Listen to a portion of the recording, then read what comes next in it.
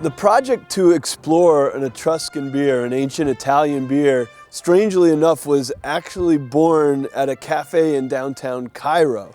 I was talking to my good friend Dr. Pat while we were waiting to explore some ancient tombs there in Cairo, and I asked about other regions that had some interesting history of ingredients that were thought to possibly be in beer, and we started talking about the Etruscan stuff, right?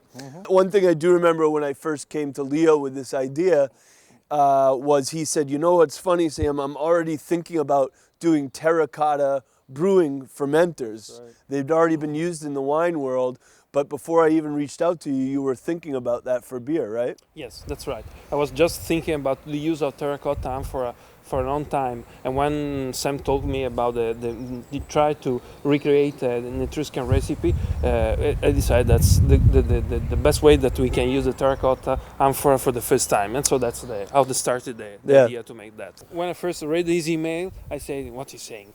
Etruscan beers?" Never heard about that, but I think that I thought that the project were really interesting and were really exciting. Then I talked to Theo about this project. I said, Etruscan beer. The same thing. He said that he is Big Pichu. He always calls me Picha. It's his Piedmonte dialect for really wise man, I think, Yes, right? That's right. What it means. Really wise. That's what he told me. Così nasce questo nuovo progetto di collaborazione tra i Birreria Brothers, ovvero tra me, Sam e Theo, e nasce con il presupposto proprio di andare a ricercare questa bevanda fermentata che viene ispirata appunto alle bevande, diciamo, fermentate al tempo degli Etruschi.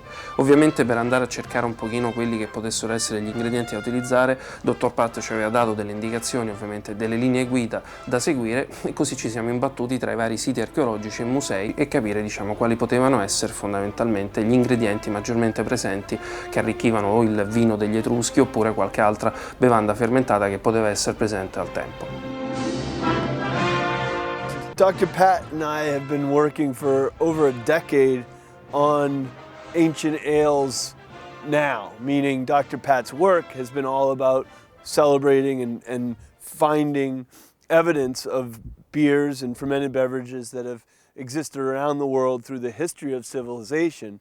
When we came together, we saw an opportunity to bring these ancient beverages back to life and make them commercially available so that today's beer drinkers and lovers around the world could get an understanding of what our ancestors drink. What is there historic evidence of being used in food and in beverages in the Etruscan times that we can consider for this project? We do have these large biconical vases that come from a number of tombs, especially in this area, that appear to have remnants. They have the grains, probably barley, wheat, but also seeds of different kinds of fruit, even herbs. In one site we may even have evidence of hop. Imagine 3,000 years from now in Borgoroso, someone finds shards of your terracotta fermenter, and Dr. Pat's, long time associate in the future can analyze and find.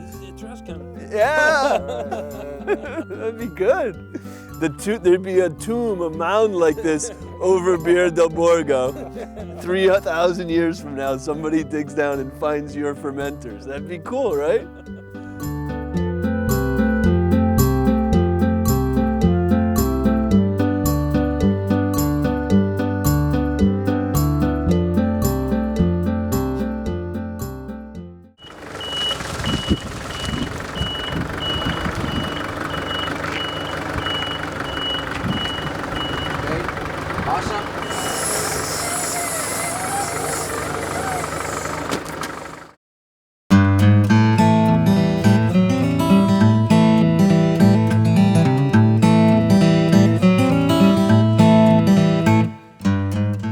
About this recipe, we think, let's make the most traditional Etruscan version of a beer. So we were able to find almost all the ingredients we said, and we found all the pomegranates, we found also the dried raisin, the hazelnut, and we found also the hazelnut are without oil, so it will be very easy to use in the beer. We want to use a tiny bit of hops, but we needed to get bitterness from somewhere, and that's when Teo had the good idea, maybe talk about how we get bitterness for this beer. Yeah, two different bitterness. One with the root of the gentiana and the resin of the tree, because for another kind of bitter, I think is very balanced, interesting bitterness without hops.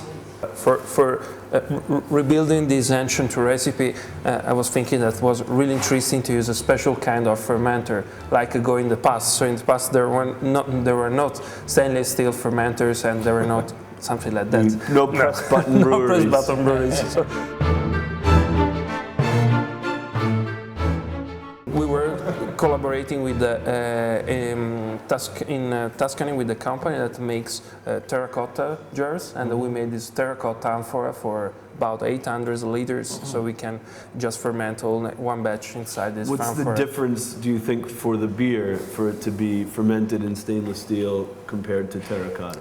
I think the most big difference is just because terracotta itself is like a really important media for exchange oxygen with the outside part. Because it's porous. Yes, it's porous. It's not so. If you put any hand on the terracotta amphora, you see like it's wet if something is inside. So that's an exchange in the double direction. So from outside to inside and from inside to outside. The yeast was gained from us from Professor Duccio Cavalieri. This is a scientist working on yeast and the yeast history and the yeast phylogenetic. And it's very interesting because they found this special variety of yeast that was isolated from the area called Alta Tuscia. This is the area near Montalcino. Montalcino is in Tuscany. It's a very famous area for wine. And it seems that was an ancient area for the Etruscans. So it could be like, we cannot say that it's Etruscan yeast, obviously, but we can say that's yeast very typical from the area. Ci vogliono 100-120 grammi di resina per bilanciare. For 5 hectoliter? 120 grams. For 5 hectoliter.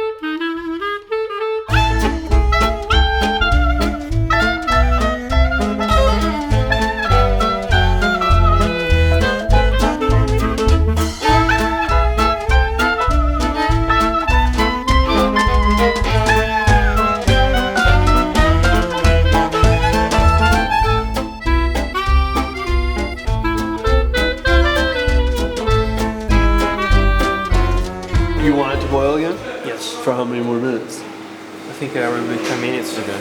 And then end of that, we do tree resin. Yes. We have to put the gentian now, tree resin, and juice of pomegranate. juice, pomegranate, and also the honey. Yes, the honey.